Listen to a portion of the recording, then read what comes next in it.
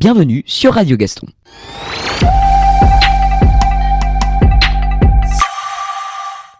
Cette semaine, nous allons parler du Danemark. Le Danemark est un pays d'Europe du Nord et de Scandinavie. Son territoire métropolitain est situé au sud de la Norvège, de laquelle il est séparé par le Skagerrak. Il se trouve au sud-ouest de la Suède et au nord de l'Allemagne, seul pays avec lequel il partage une frontière terrestre. Sa capitale et sa plus grande ville est Copenhague.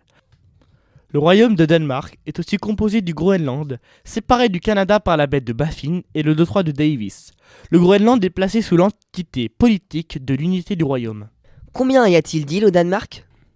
Le Danemark métropolitain, constitué de la péninsule continentale du Jutland ainsi que de 443 autres îles, dont une vingtaine seulement se situent en mer Baltique. La plus grande île est Sealand, sur laquelle est située Copenhague. Quelle est la superficie du Danemark ? Le Danemark a une superficie de 42 924 km², ce qui en fait le plus petit état de Scandinavie. Mais il a une superficie totale de 2 210 579 km² en incluant les îles Féroé et le Groenland. Il est peuplé, en 2023, de 5,9 millions d'habitants. Quel est le régime politique du Danemark ? Monarchie constitutionnelle depuis 1849, le Danemark est une démocratie parlementaire dont le monarque est le roi Frederik X. Il n'exerce qu'un rôle symbolique dans le fonctionnement de ses institutions. Mette Frederiksen est la première ministre depuis le 2019. Le Danemark fait partie de l'Union européenne depuis 1973. Comment se passe le développement durable dans le pays ? Le pays est l'un des leaders mondiaux en matière d'énergie éolienne et a développé de nombreuses expériences d'écologie urbaine, écoquartier, architecture de haute qualité environnementale, dans le domaine du développement durable. Malgré ces efforts, les émissions de CO2 par habitant en Danemark restent très élevées. Ce mauvais résultat s'explique par un usage massif des énergies fossiles. 70% du mix énergétique total.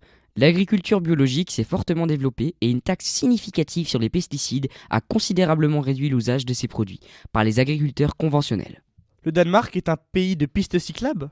Eh oui, le Danemark est un pays de cyclistes avec un vaste réseau de 12 000 km de voies et de pistes cyclables. Copenhague est connue comme la capitale mondiale du vélo et il y a beaucoup de pistes cyclables à la campagne, dont 4 routes Eurovélo. Le pays est également un royaume de contes de fées, avec plus de 7000 km de côtes, des dunes de sable, des forêts et de magnifiques paysages. La densité du réseau cyclable est un atout de choix pour évoluer sans crainte avec les enfants. Parlons un peu de la culture du pays. La culture du Danemark est influencée par la société danoise, marquée par la ponctualité, la modestie et l'égalité. La langue danoise appartient à la branche scandinave des langues germaniques.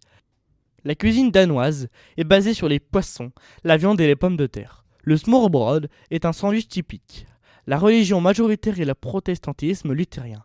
La culture danoise a eu aussi des personnalités célèbres, comme l'écrivain Hans Christian Andersen. Quelle est la monnaie du Danemark ? La couronne danoise est la monnaie officielle du royaume du Danemark et du Groenland depuis le 1er janvier 1875. Cette monnaie, exprimée en DKK, est divisée en or, à raison de 1 DKK pour 100 or. Quelques monuments à visiter. La Petite Sirène est le monument le plus visité de Copenhague depuis 1913. En 2010, elle a représenté le Danemark à l'Expo de Shanghai. La cathédrale de Viborg est également un monument d'architecture remarquable du Danemark, avec une nef comportant 3 vaisseaux ainsi qu'un transept et est flanquée de 4 clochers.